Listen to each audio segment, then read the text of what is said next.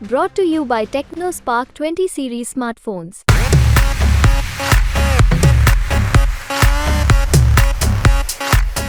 साल की उम्र में जब मैं अपने शहीद पिताजी के टुकड़े घर लाई तो मैं नाराज थी इस देश से। मैं नाराज थी, मेरे दिल में यह भावना थी। मैंने अपने पिता को भेजा, तुम्हारा काम था सुरक्षित रखना।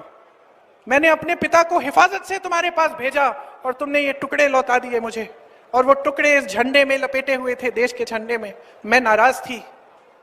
मैं समझती हूं शहादत की का क्या मतलब है। जैसे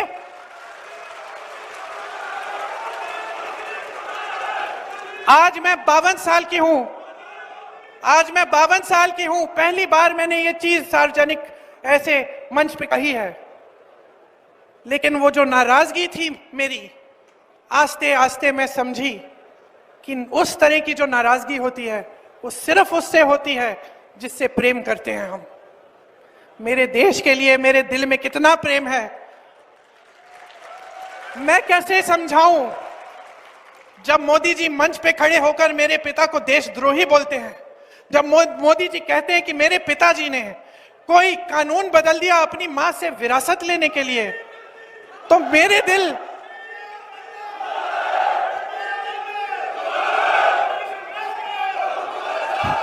तो मोदी जी इस बात को समझ नहीं पाएंगे कि मेरे पिताजी को विरासत में धन दौलत नहीं मिली, मेरे पिताजी को विरासत में शहादत की भावना मिली।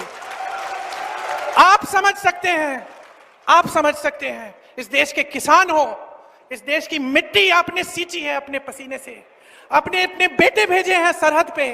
जब आपके बेटे शहीद होते हैं इस देश के लिए, तो मैं जानती हूं कि आपके दिल में क्या भावना है, क्योंकि वही भावना मेरे दिल में है। जो पुलवामा के शहीद हैं, जब वो हुआ, पुलवामा का हुआ, उनमें से कुछ परिवार यूपी के थे। उस समय मैं यूपी में थी, मैं गई उनके घर।